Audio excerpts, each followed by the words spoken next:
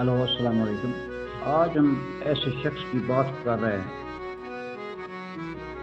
جس کا شمار بہت اعلیٰ درجے کے شہروں میں ہوتا ہے۔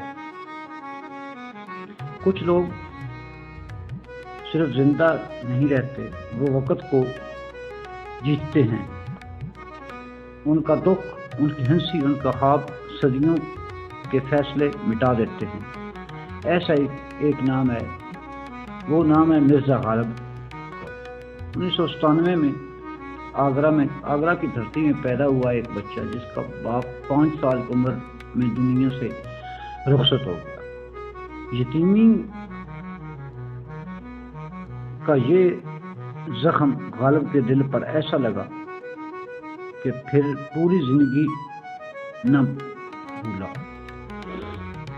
صرف 11 برس کی عمر میں غالب کے اشعار میں وہ دکھ، وہ افسانہ جھلکنے لگا جو بڑے بڑے شاعر بھی خواب میں نہ سوچ پاتے۔ شادی ہوئی لیکن قسمت نے خوشیاں دینے کی بجائے قرض، فکر اور غم کا تحفہ دیا۔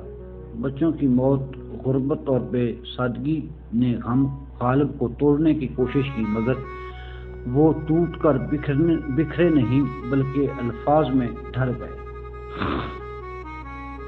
دلی پہنچے تو علم اور ادب کا مرکز ملا۔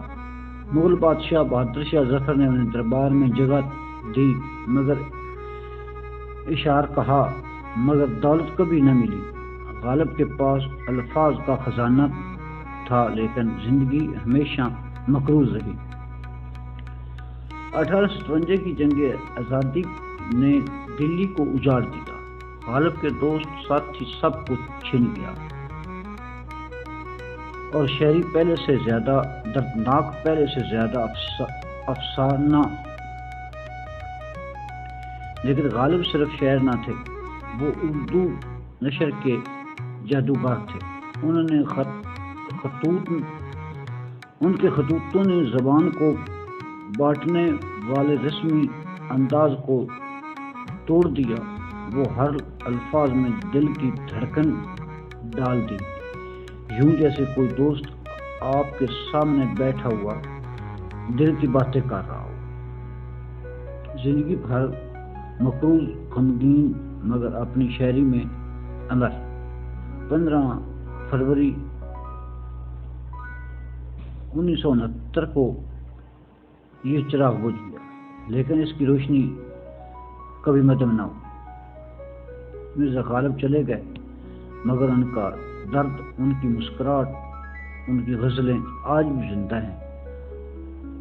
غالب نے خود کو کہا تھا، ہزاروں خواہشیں ایسی کہ ہر خواہش پہ دم نکلے، اور شاید اسی لیے وہ آج بھی ہمارے دلوں میں دھڑکتے ہیں۔ یہ ویڈیو جن کو اچھی لگے وہ لائک کریں، شیئر کریں، سبسکرائب کریں اور بیل آئیکن کو دبائیں۔ اللہ